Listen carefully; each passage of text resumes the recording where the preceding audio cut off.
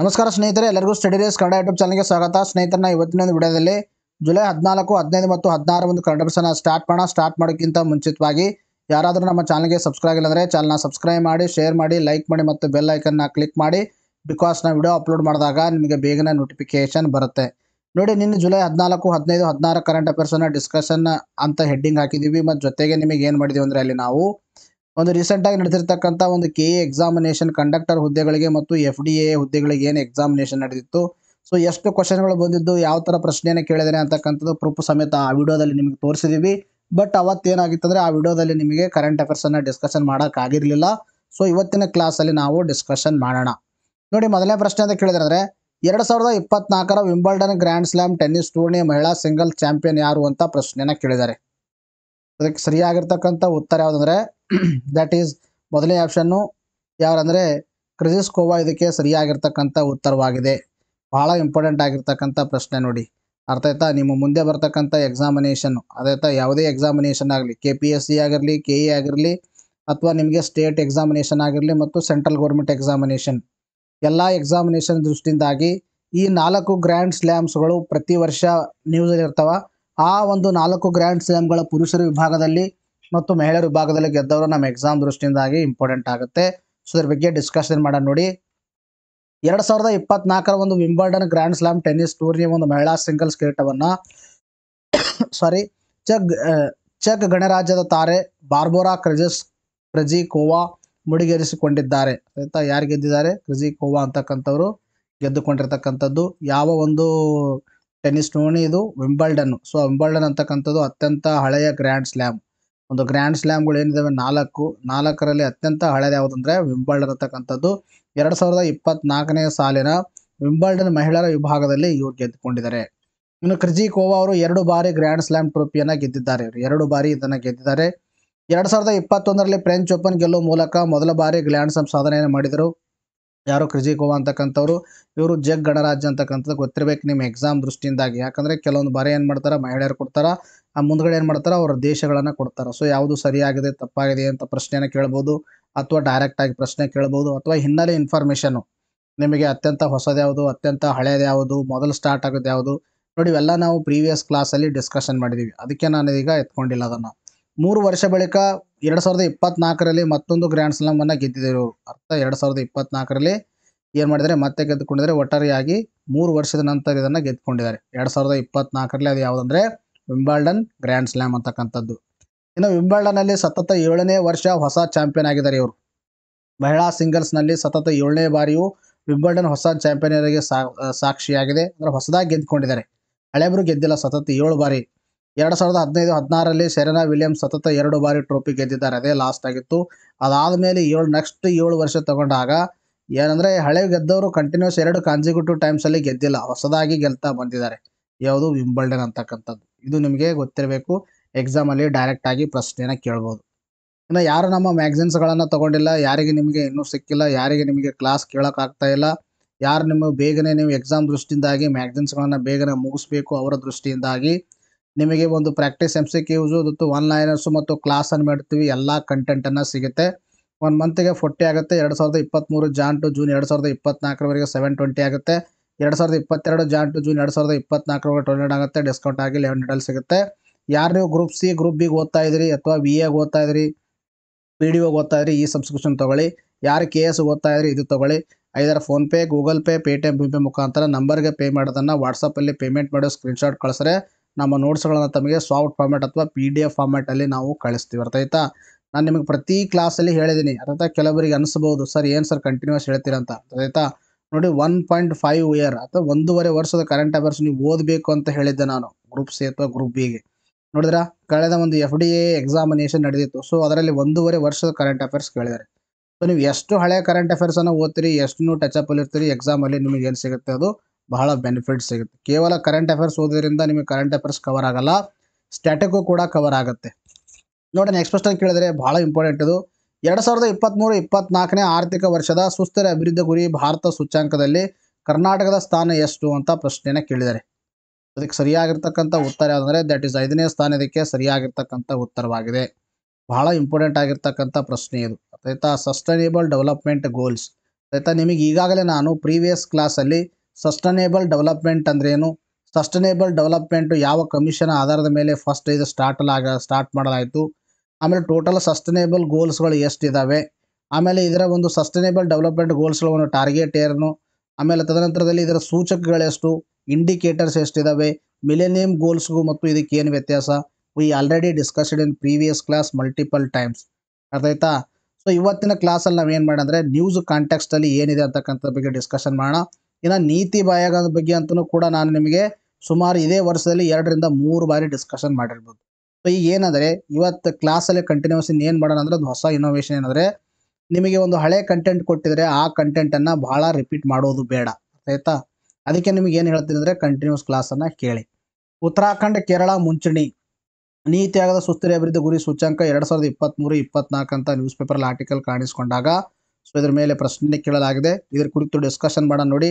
ನೀತಿ ಆಯೋಗ ಪ್ರಕಟಿಸಿರುವ 2023-24ನೇ ಆರ್ಥಿಕ ವರ್ಷದ ಸುಸ್ಥಿರ ಅಭಿವೃದ್ಧಿ ಗುರಿ ಭಾರತ ಸೂಚ್ಯಂಕದಲ್ಲಿ ಅಂದರೆ ಇಂಡಿಯಾ ಸಸ್ಟನೇಬಲ್ ಡೆವಲಪ್ಮೆಂಟ್ ಗೋಲ್ ಅಂತ ಹೇಳ್ತೀವಿ. ಭಾರತದ ಒಂದು ಸುಸ್ಥಿರ ಅಭಿವೃದ್ಧಿ ಗುರಿ ಅಂದರೆ ವರ್ಲ್ಡ್ದಲ್ಲ, ಭಾರತದ ಒಂದು ಸುಸ್ಥಿರ ಅಭಿವೃದ್ಧಿ ಗುರಿಯೇ ರಿಲೇಟೆಡು ಒಂದು ವರದಿ ಒಂದು ಸೂಚ್ಯಂಕ ಬಿಡುಗಡೆ ಮಾಡೋದು ನೀತಿ ಆಯೋಗ 2023-24ನೇ ಸಾಲಿನ ಬಿಡುಗಡೆ ಮಾಡಿದೆ. ಸೊ ಅದರಲ್ಲಿ ಉತ್ತರಾಖಂಡ ಮತ್ತು ಕೇರಳ ಅತ್ಯುತ್ತಮ ಸಾಧಕ ರಾಜ್ಯಗಳೆಂದು ಶ್ರೇಯಕ್ಕೆ ಭಾಜನವಾಗಿದ್ದು ಜಂಟಿಯಾಗಿ ಅಗ್ರಸ್ಥಾನವನ್ನು ಹಂಚಿಕೊಂಡಿವೆ. ಅಂದರೆ ಮೊದಲನೇ ಸ್ಥಾನದಲ್ಲಿ 2 ರಾಜ್ಯಗಳಿದ್ದಾವೆ. ಒಂದು ಯಾವುದಂದರೆ ಉತ್ತರಾಖಂಡ್ ಅಂತಕ್ಕಂಥದ್ದು, ಇನ್ನೊಂದು ಯಾವುದು ಕೇರಳ. ಇವು ಏನಂದರೆ ಫಸ್ಟ್ ರ್ಯಾಂಕನ್ನು ಹಂಚಿಕೊಂಡಿವೆ. ಬಿಹಾರ್, ಜಾರ್ಖಂಡ್ ಹಾಗೂ ನಾಗಾಲ್ಯಾಂಡ್ ಕೊನೆಯ ಸ್ಥಾನವನ್ನು ಪಡೆದುಕೊಂಡಿವೆ. ಕೊನೆಯ ಸ್ಥಾನ ಪಡೆದುಕೊಂಡಿರ್ತಕ್ಕಂಥವು ಇವು. ಇನ್ನು ಕರ್ನಾಟಕ 5ನೇ ಸ್ಥಾನ ಪಡೆದುಕೊಂಡಿದೆ. ಇಂಪಾರ್ಟೆಂಟ್ ಆಗಿರ್ತಕ್ಕಂಥದ್ದು ಅರ್ಥಾಯ್ತಾ. India sustainable development goal which is released by NITI Aayog, ಅದರ ಪ್ರಕಾರ ಕರ್ನಾಟಕ 5ನೇ ಸ್ಥಾನವನ್ನು ಪಡೆದುಕೊಂಡಿರ್ತಕ್ಕಂಥದ್ದು. ಉತ್ತರಾಖಂಡ್ ಮತ್ತು ಕೇರಳ 79 ಅಂಕ ಪಡೆದಿದ್ದು ಮೊದಲ ಸ್ಥಾನ ಪಡೆದಿವೆ.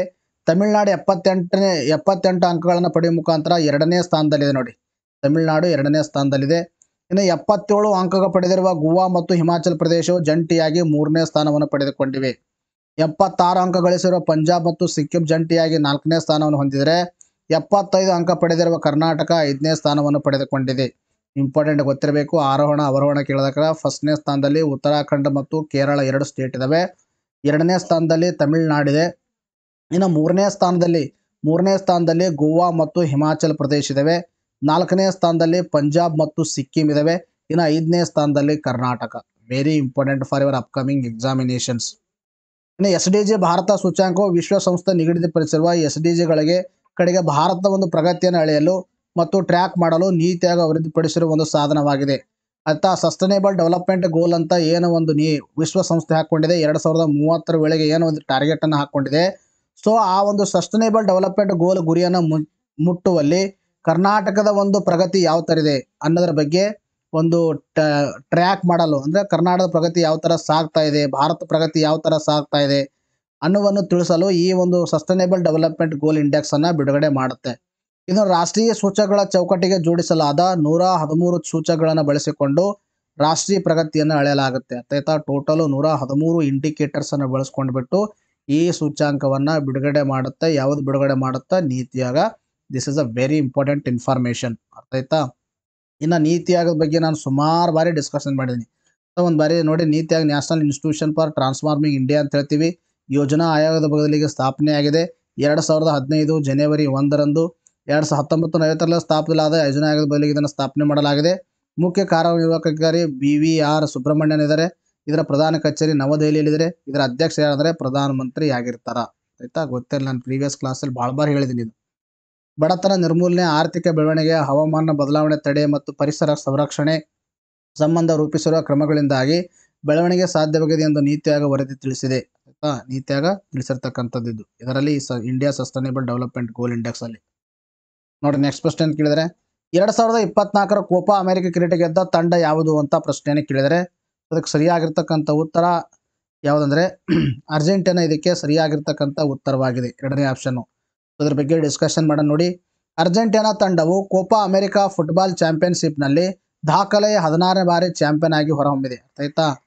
ನಿಮ್ಗೆ ಎಕ್ಸಾಮಲ್ಲಿ ಡೈರೆಕ್ಟರ್ ಕೇಳ್ತಾರೆ ಇಂಥವು KE ಎಕ್ಸಾಮಿನೇಷನಲ್ಲಿ. ಕೋಪಾ ಅಮೆರಿಕಾ ಫುಟ್ಬಾಲ್ ಚಾಂಪಿಯನ್ಶಿಪ್ನಲ್ಲಿ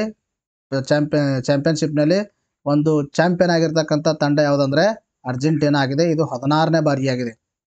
ಫ್ಲಾರಿಡಾದ ಹಾರ್ಡ್ ರಾಕ್ ಕ್ರೀಡಾಂಗಣದಲ್ಲಿ ನಡೆದ ಫೈನಲ್ನಲ್ಲಿ ಕೊಲಂಬಿಯಾ ತಂಡವನ್ನು ಸೋಲಿಸಿ ಚಾಂಪಿಯನ್ ಆಗಿದೆ. ಕೊಲಂಬಿಯಾ ತಂಡವನ್ನು ಮಣಿಸಿದೆ. 2021ರಲ್ಲಿ ಕೋಪಾ ಅಮೆರಿಕ ಪ್ರಶಸ್ತಿ ಗೆದ್ದ ಅರ್ಜೆಂಟೀನಾ 2022ರಲ್ಲಿ ವಿಶ್ವಕಪ್ ಜಯಿಸಿತು. ಈ ಸಾಧನೆಯೊಂದಿಗೆ ಸ್ಪೇನ್ನ ಹಿಂದಿನ ದಾಖಲೆಯನ್ನು ಸರಿಗಟ್ಟಿತ್ತು. ಯಾವುದು? ಅರ್ಜೆಂಟೀನಾ. 2008 2012ರಲ್ಲಿ ಯುರೋಪಿಯನ್ ಚಾಂಪಿಯನ್ಶಿಪ್ ಜಯಿಸಿದ ಸ್ಪೇನ್ 2010ರಲ್ಲಿ ವಿಶ್ವಕಪ್ ಗೆದ್ದಿತ್ತು. ಸ್ಪೇನ್ ಮತ್ತು ಇದಕ್ಕೆ ಹೋಲಿಕೆ ಮಾಡಿದಾಗ ಈ ಥರ ಟ್ರ್ಯಾಕ್ ನಡೆದಿವೆ. ನಮಗೆ ಗೊತ್ತಿರಬೇಕು 2024ರಲ್ಲಿ ನಡೆದಿರ್ತಕ್ಕಂಥ ಕೋಪಾ ಅಮೆರಿಕ ಫುಟ್ಬಾಲ್ ಚಾಂಪಿಯನ್ಶಿಪ್ನಲ್ಲಿ ಅರ್ಜೆಂಟೀನಾ ಗೆದ್ದುಕೊಂಡಿದ್ದು ಇದು 16ನೇ ಬಾರಿ ಆಗಿದೆ ಅಂತಕ್ಕಂಥದ್ದು. ಫೈನಲಲ್ಲಿ ಬಂದಿದ್ದು ಕೊಲಂಬಿಯಾ ಮತ್ತು ಅರ್ಜೆಂಟೀನಾ, ಬಟ್ ಗೆದ್ದಿದ್ದು ಅರ್ಜೆಂಟೀನಾ. ಅಲ್ವೇಸ್ ದಾಖಲೆ ಸರಿಗಟ್ಟಿದ ಮೆಸ್ಸಿ. ಅರ್ಥ ಆಯ್ತಾ? ನೋಡಿ, ನಿಮ್ಮ ಎಕ್ಸಾಮಲ್ಲಿ ಕೇಳಿದರು. ಎಕ್ಸಾಮಲ್ಲಿ ಒಂದೊಂದು ಬಾರಿ ಆಟಗಾರ ಕೊಟ್ಟಿದ್ರು, ಅವರ ದೇಶನ ಕೊಟ್ಟಿದ್ದರು. ನಿಮ್ಮ ಎಕ್ಸಾಮಿನೇಷನ್ ಸರಿಗಿನ ಹೋಲಿಕೆ ಯಾವುದು ತಪ್ಪಾಗಿದೆ ಅಂತ ಕೇಳಿದರು.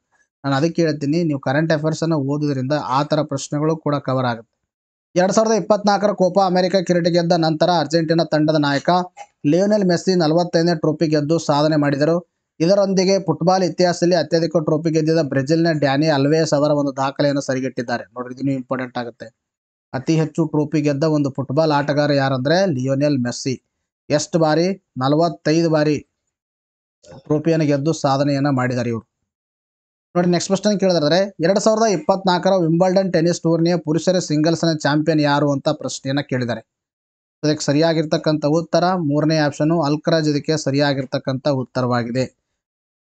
ಸ್ಪೇನ್ನ ತರುಣ ಕಾರ್ಲೋಸ್ ಅಲ್ಕರಾಜ್ ಸತತ 2ನೇ ಬಾರಿಗೆ ವಿಂಬಲ್ಡನ್ ಟೆನ್ನಿಸ್ ಟೂರ್ನಿಯ ಪುರುಷರ ಸಿಂಗಲ್ಸ್ನಲ್ಲಿ ಚಾಂಪಿಯನ್ ಆಗಿ ಹೊರಹೊಮ್ಮಿದ್ದಾರೆ. ಆಯ್ತಾ? ಸತತ 2ನೇ ಬಾರಿ ಗೆದ್ದಿದ್ದಾರೆ ನೋಡಿ ಇವರು. ಅಲ್ಕರಾಜ್ ವೃತ್ತಿ ಜೀವನದ ಒಂದು 4ನೇ ಗ್ರ್ಯಾಂಡ್ ಸ್ಲಾಮ್ ಟ್ರೋಫಿ ಇದಾಗಿದೆ. ಇದು 4ನೇ ಬಾರಿ ಇವರು ಗೆದ್ದುಕೊಂಡಿದ್ದು. ನಿಮಗೆ ಸ್ಟೇಟ್ಮೆಂಟ್ ಬೇಸ್ಡ್ ಪ್ರಶ್ನೆಗಳು ಕೇಳಿದಾಗ ಹೆಲ್ಪ್ ಆಗುತ್ತಿವೆಲ್ಲ. ಅಲ್ಕರಾಜ್ ವೃತ್ತಿ ಜೀವನದ 4 ಗ್ರ್ಯಾಂಡ್ ಸ್ಲಾಮ್ ಫೈನಲ್ ಗೆದ್ದ 2ನೇ ಆಟಗಾರರಾಗಿದ್ದು ರೋಜರ್ ಫೆಡರರ್ ಮೊದಲಿಗರು. ಅಲ್ಕರಾಜ್ ವೃತ್ತಿ ಜೀವನದ 4 ಗ್ರ್ಯಾಂಡ್ ಸ್ಲಾಮ್ ಫೈನಲ್ ಗೆದ್ದ 2ನೇ ಆಟಗಾರ ಮೊದಲನೇದು ಯಾರಂದ್ರೆ ರೋಜರ್ ಫೆಡರರ್. ಇದನ್ನು ಕೂಡ ಕೇಳ್ತಾರೆ ನಿಮಗೆ ಎಕ್ಸಾಮಿನೇಷನ್, KPSS ಸರ್ವೇ ಸಾಮಾನ್ಯವಾಗಿ ಈ ತರ ಕೇಳಲ್ಲ. ಅಲ್ಕರಾಜ್ ಒಂದೇ ವರ್ಷದಲ್ಲಿ ವಿಂಬಲ್ಡನ್, ಫ್ರೆಂಚ್ ಓಪನ್ ಗೆದ್ದ ಕಿರಿಯ ಆಟಗಾರರಾಗಿದ್ದಾರೆ ಇವರು. ಇನ್ನು ಅದಲ್ಲದೆ ಅಲ್ಕರಾಜ್ ವಿಂಬಲ್ಡನ್ ಸಿಂಗಲ್ ಪ್ರಶಸ್ತಿ ಗೆದ್ದ ಸ್ಪೇನಿನ ಒಟ್ಟಾರೆ 4ನೇ ಆಟಗಾರ ಇವರು. ಇದು ವಿಶೇಷತೆಗಳು ಗೊತ್ತಿರಲಿ. ಅಲ್ಕರಾಜ್ ಗೆದ್ದ ಗ್ರ್ಯಾಂಡ್ ಸ್ಲಾಮ್ ಪ್ರಶಸ್ತಿಗಳ ಬಗ್ಗೆ ಮಾತಾಡ್ತಾ ಬಂದಾಗ ಇವರು ವಿಂಬಲ್ಡನ್ 2 ಗೆದ್ದಿದ್ದಾರೆ 2023, 24. ಇನ್ನು USA ಓಪನ್ 1 ಗೆದ್ದಿದ್ದಾರೆ. ಇನ್ನು ಫ್ರೆಂಚ್ ಓಪನ್ 1 ಗೆದ್ದಿದ್ದಾರೆ. ಆಯ್ತಾ? ಇಷ್ಟು ಪ್ರಶಸ್ತಿಗಳನ್ನು ಇವರು ಗೆದ್ದಿದ್ದಾರೆ. ನೋಡಿ, ನೆಕ್ಸ್ಟ್ ಕ್ವಶ್ಚನ್ ಕೇಳಿದ್ರೆ ಜಗನ್ನಾಥ್ ದೇವಸ್ಥಾನವು ಯಾವ ರಾಜ್ಯದಲ್ಲಿ ಕಂಡು ಬರುತ್ತದೆ ಅಂತ ಪ್ರಶ್ನೆಯನ್ನು ಕೇಳಿದ್ದಾರೆ. ಅದಕ್ಕೆ ಸರಿಯಾಗಿರ್ತಕ್ಕಂಥ ಉತ್ತರ that is Odisha is the right answer. ನೋಡಿ, ಇದ್ರ ಮೇಲೆ ಪ್ರಶ್ನೆ ಯಾಕೆ ಕೇಳಲಾಗಿತ್ತಂದ್ರೆ 46 ವರ್ಷ ಬಳಿಕ ತೆರೆದ ರತ್ನ ಭಂಡಾರ ಅಂತ ನ್ಯೂಸ್ ಪೇಪರ್ ಆರ್ಟಿಕಲ್ ಕಾಣಿಸ್ಕೊಂಡಾಗ ಇದರ ಮೇಲೆ ಪ್ರಶ್ನೆಯನ್ನು ಕೇಳಲಾಗಿದೆ. ನೋಡಿ, ಒಡಿಶಾದ ಪುರಿ ಜಗನ್ನಾಥ್ ದೇವಸ್ಥಾನದ ಒಂದು ನೆಲ ಮಾಳಿಗೆಯಲ್ಲಿರುವ ಅಪಾರ ಪ್ರಮಾಣದ ಚಿನ್ನ, ಬೆಳ್ಳಿ, ವಜ್ರದ ಆಭರಣಗಳಿರುವ ರತ್ನ ಭಂಡಾರದ ಕೊಠಡಿಯನ್ನ 46 ವರ್ಷದ ಬಳಿಕ ತೆರೆಯಲಾಗಿದೆ. ಆಯ್ತಾ? ಅವಾಗ ಏನಂದ್ರೆ ಆವಾಗಿನ ಕಾಲದಿಂದಲೂ ಇವಾಗಲೂ ಕೂಡ ಏನ್ ಮಾಡ್ತಿದ್ದಾರೆ ಅಂದ್ರೆ ಜನರು ಏನ್ ಮಾಡ್ತಾರೆ ಅಂದ್ರೆ ಸಂಪತ್ತನ್ನ ಈ ಒಂದು ದೇವಸ್ಥಾನದಲ್ಲಿ ಕ್ರೋಢೀಕರಣ ಮಾಡ್ತಾರೆ. 46 ವರ್ಷ ಆದ್ಮೇಲೆ ಈ ಕ್ರೋಢೀಕರಣ ಮಾಡಿರ್ತಕ್ಕಂಥ ಭಂಡಾರವನ್ನ ಈಗ ಓಪನ್ ಮಾಡ್ತಾ ಇದ್ದಾರೆ. ರಾಜ್ಯದ ಬಿಜೆಪಿ ಸರ್ಕಾರ ನೇಮಕ ಮಾಡಿರುವ 12 ಸದಸ್ಯರ ಸಮಿತಿಯ ಸದಸ್ಯರ ರತ್ನ ಭಂಡಾರವನ್ನ ತೆರೆಯಲಿದ್ದಾರೆ. ಆಯ್ತಾ? ಅಲ್ಲಿ ಏನ್ ಮಾಡಿದ್ದಾರೆ ಅಂದ್ರೆ 12 ಜನ ಸದಸ್ಯರಿದ್ದಾರೆ ಆ ಸಮಿತಿಯಲ್ಲಿ. ಅವ್ರು ಏನ್ ಮಾಡ್ತಾರ? ಓಪನ್ ಮಾಡ್ತಾರ. ಒಟ್ಟು ಆಭರಣಗಳು ಎಷ್ಟಿವೆ, ಯಾವ ಲೋಹದಿಂದ ಮಾಡಲಾಗಿದೆ, ಪ್ರತಿಯೊಂದರ ತೂಕ ಎಷ್ಟು, ವಿನ್ಯಾಸ ಯಾವ ರೀತಿ ಇದೆ ಎಂಬುದರ ವಿಸ್ತೃತವಾಗಿ ದಾಖಲಿಸಕ್ಕಾಗಿ ಡಿಜಿಟಲ್ ಕ್ಯಾಟಲಾಗ್ ರೂಪಿಸಲು ರಾಜ್ಯ ಸರ್ಕಾರ ನಿರ್ಧರಿಸಿದೆ. ಯಾವುದು? ಒಡಿಶಾ ರಾಜ್ಯ ಸರ್ಕಾರ. ಇನ್ನು ಪುರಿ ಜಗನ್ನಾಥ್ ಟೆಂಪಲ್ ಬಗ್ಗೆ ನಾವು ಮಾತಾಡ್ತಾ ಬಂದಾಗ ಜಗನ್ನಾಥ್ ದೇವಾಲಯವು ಇದು ಒಡಿಶಾದ ಪುರಿಯಲ್ಲಿದೆ. ಆಯ್ತಾ? ಒಡಿಶಾದ ಒಂದು ಪುರಿಯಲ್ಲಿ ಕಂಡು ಬರ್ತಕ್ಕಂಥದ್ದು. ಇದು ವಿಶ್ವದ ಅತ್ಯಂತ ಪ್ರಸಿದ್ಧ ಮತ್ತು ಪವಿತ್ರ ಹಿಂದೂ ದೇವಾಲಯಗಳಲ್ಲಿ ಒಂದಾಗಿರ್ತಕ್ಕಂಥದ್ದು. ಇನ್ನ ಇದನ್ನ ವಿಷ್ಣುವಿನ ರೂಪವಾದ ಜಗನ್ನಾಥ್ ದೇವರಿಗೆ ಸಮರ್ಪಿತವಾಗಿದೆ. ಆಯ್ತಾ? ಜಗನ್ನಾಥ್ ಅಂತಕ್ಕಂಥದ್ದು ಒಂದು ವಿಷ್ಣುವಿನ ರೂಪ ಅವನು. ಇದನ್ನ ಪೂರ್ವ ಗಂಗಾ ರಾಜವಂಶದ ರಾಜ ಅನಂತವರ್ಮನ್ ಚೂಡಗಂಗಾ ದೇವನ ಆಳ್ವಿಕೆಯಲ್ಲಿ ನಿರ್ಮಿಸಲಾಗಿದೆ ಎಂದು ನಂಬಲಾಗಿದೆ. ಆಯ್ತಾ? ಇದು ಗಂಗರ ಒಂದು ಆಳ್ವಿಕೆಗೆ ಸಂಬಂಧಪಟ್ಟಿರ್ತಕ್ಕಂಥದ್ದು. ಗಂಗಾ ರಾಜ್ಯ ವಂಶದ ರಾಜ್ಯ ಯಾರಂದ್ರೆ ಅನಂತವರ್ಮನ್ ನಿರ್ಮಾಣ ಮಾಡಿದಾನೆ ಅಂತಕ್ಕಂಥದ್ದು ಒಂದು ಇತಿಹಾಸದಲ್ಲಿ ಪ್ರತೀತ ಇದೆ.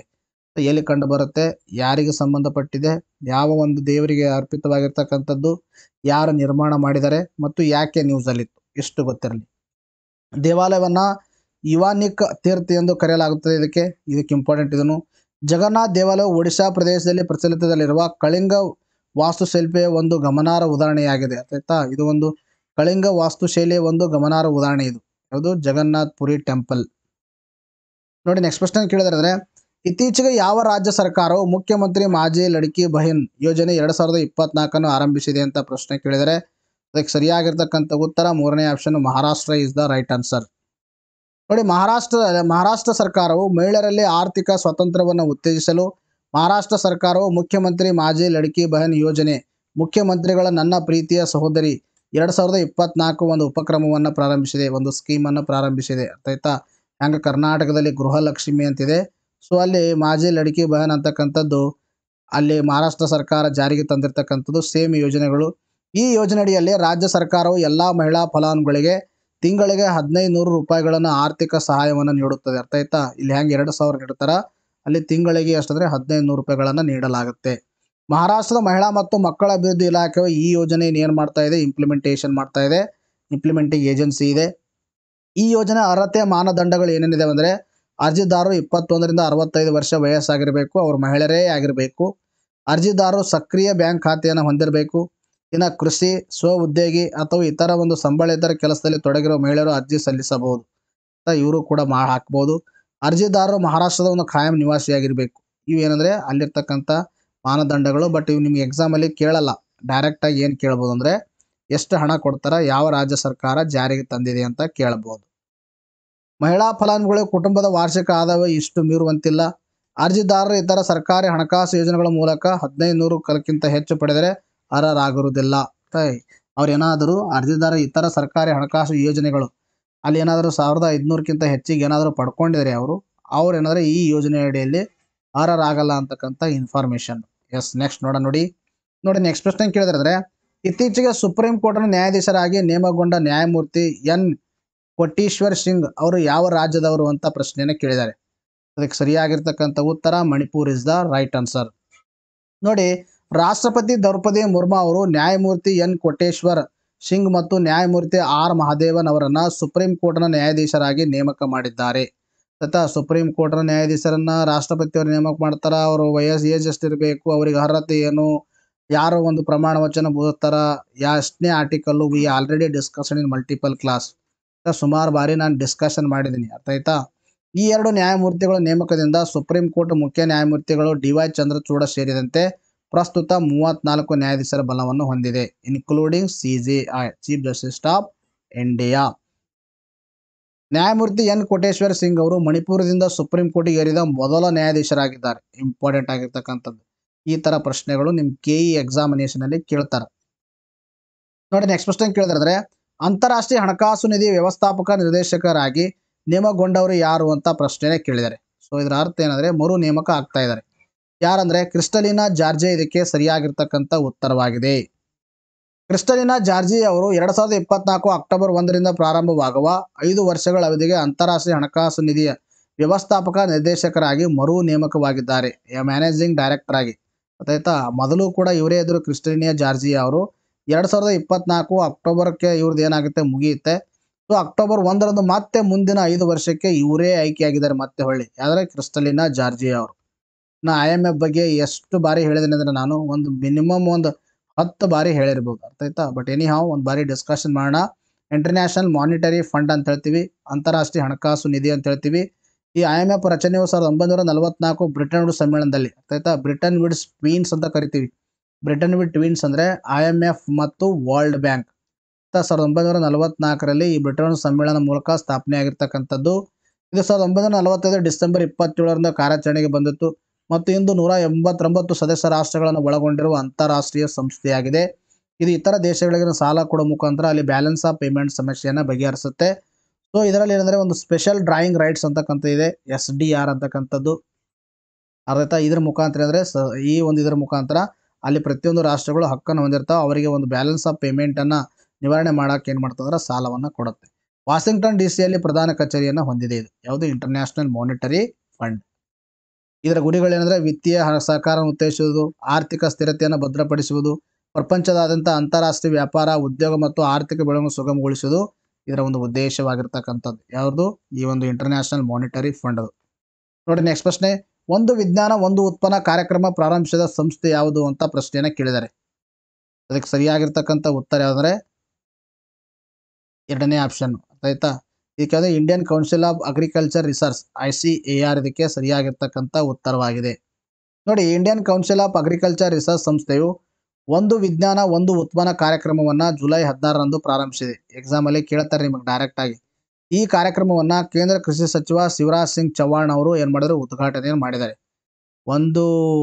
ಒಂದು ವಿಜ್ಞಾನ ಒಂದು ಉತ್ಪನ್ನ ಕಾರ್ಯಕ್ರಮವನ್ನು ಉದ್ಘಾಟನೆ ಮಾಡಿದವರು ಶಿವರಾಜ್ ಸಿಂಗ್ ಚೌಹಾಣ್ ಇವರು. ಪ್ರಸ್ತುತವಾಗಿ ಕೃಷಿ ಸಚಿವರಿದ್ದಾರೆ. ಇವರು ಕೃಷಿ ಮತ್ತು ಪಶುಸಂಗೋಪನೆಯಲ್ಲಿ ಸಂಶೋಧನೆ ಹೆಚ್ಚಿಸುತ್ತದೆ. ಈ ಒಂದು ವಿಜ್ಞಾನ ಒಂದು ಉತ್ಪನ್ನನ ಕಾರ್ಯಕ್ರಮದಿಂದಾಗಿ ಏನಾಗುತ್ತದೆ, ಪಶುಸಂಗೋಪನೆ ಮತ್ತು ಕೃಷಿಯಲ್ಲಿ ಏನಾಗುತ್ತೆ, ಹೊಸದಾಗಿ ಒಂದು ಇನೋವೇಷನ್ಗಳು ಸ್ಟಾರ್ಟ್ ಆಗುತ್ತೆ, ಹೆಲ್ಪ್ ಮಾಡುತ್ತೆ. Indian council of agriculture research ಇದರ ಬಗ್ಗೆ ಡಿಸ್ಕಷನ್ ಮಾಡಬೇಕಾದ್ರೆ 1929 ಜುಲೈ 16ರಂದು ಸ್ಥಾಪನೆ ಆಯಿತು. ಇದರ ಕೇಂದ್ರ ಕಚೇರಿ ನವದೆಹಲಿಯಲ್ಲಿದೆ ಮತ್ತು ಇದಕ್ಕೆ ಡೈರೆಕ್ಟರ್ ಪ್ರಸ್ತುತಗಾದರೆ ಹಿಮಾಂಶು ಪಾಠಕ್ ಅವರು ಇದರ ಡೈರೆಕ್ಟರ್ ಆಗಿ ಕಾರ್ಯವನ್ನು ನಿರ್ವಹಿಸ್ತಾ ಇದ್ದಾರೆ. ನೋಡಿ, ನೆಕ್ಸ್ಟ್ ಒನ್ಲೈನ್ಸ್ ಮೊದಲನೇ ಪ್ರಶ್ನೆ, ಇಟಲಿಯಲ್ಲಿ ನಡೆದ ಶಾಟ್ಗನ್ ಜೂನಿಯರ್ ವಿಶ್ವಕಪ್ನಲ್ಲಿ ಕಂಚಿನ ಪದಕ ಗೆದ್ದವರು ಯಾರು ಅಂತ ಪ್ರಶ್ನೆ ಕೇಳಿದರೆ ಅದಕ್ಕೆ ಸರಿಯಾಗಿರ್ತಕ್ಕಂಥ ಉತ್ತರ ಸಬೀರಾ ಹಾರೆಶ್. ಶಾಲೆಗಳ ಬಳಿಕ ಹೆಚ್ಚಿನ ಕೆಫಿನ್ ಶಕ್ತಿ ಪಾನೀಯಗಳ ಮಾರಾಟವನ್ನು ನಿಷೇಧಿಸಲು ಯಾವ ರಾಜ್ಯ ಸರ್ಕಾರ ನಿರ್ಧರಿಸಿದೆ ಅಂತ ಪ್ರಶ್ನೆ ಕೇಳಿದರೆ ಅದಕ್ಕೆ ಸರಿಯಾಗಿರ್ತಕ್ಕಂಥ ಉತ್ತರ ಮಹಾರಾಷ್ಟ್ರ. ಥಾಣೆ ಬೋರಿವಲ್ಲಿ ಸುರಂಗ ಯೋಜನೆಯು ಯಾವ ರಾಜ್ಯಕ್ಕೆ ಸಂಬಂಧಿಸಿದೆ ಅಂತ ಪ್ರಶ್ನೆ ಕೇಳಿದರೆ ಅದಕ್ಕೆ ಸರಿಯಾಗಿರ್ತಕ್ಕಂಥ ಉತ್ತರ ಮಹಾರಾಷ್ಟ್ರ. ಖಡ್ಗ ಪ್ರಸಾದ್ ಶರ್ಮಾ ಓಲಿ ಅವರು ಯಾವ ದೇಶದ ಪ್ರಧಾನಮಂತ್ರಿಯಾಗಿ ಆಯ್ಕೆಯಾಗಿದ್ದಾರೆ ಅಂತ ಕೇಳಿದರೆ ಅದಕ್ಕೆ ಸರಿಯಾಗಿರ್ತಕ್ಕಂಥ ಉತ್ತರ ನೇಪಾಲ್. ಭಾರತವು ನವೆಂಬರ್ 20ರಿಂದ 24ರವರೆಗೆ ಯಾವ ರಾಜ್ಯದಲ್ಲಿ ಮೊದಲ ವಿಶ್ವ ಆಡಿಯೋ ವಿಜುವಲ್ ಮತ್ತು ಎಂಟರ್ಟೈನ್ಮೆಂಟ್ ಶೃಂಗಸಭೆಯನ್ನು ಆಯೋಜಿಸಲಿದೆ ಅಂತ ಪ್ರಶ್ನೆ ಕೇಳಿದರೆ ಅದಕ್ಕೆ ಸರಿಯಾಗಿರ್ತಕ್ಕಂಥ ಉತ್ತರ ಗೋವಾ. ಸುದ್ದಿಯಲ್ಲಿ ಕಂಡುಬಂದ ಪ್ರಾಜೆಕ್ಟ್ 25 ಯಾವ ದೇಶಕ್ಕೆ ಸಂಬಂಧಿಸಿದೆ ಅಂತ ಪ್ರಶ್ನೆ ಕೇಳಿದರೆ ಅದಕ್ಕೆ ಸರಿಯಾಗಿರ್ತಕ್ಕಂಥ ಉತ್ತರ USA. ಇವತ್ತಿಗೆ ವಿಡಿಯೋನ ಮುಗಿಸೋಣ, ಮತ್ತೆ ಮುಂದಿನ ವಿಡಿಯೋದಲ್ಲಿ ಭೇಟಿಯಾಗೋಣ. Thank you friends, take bye.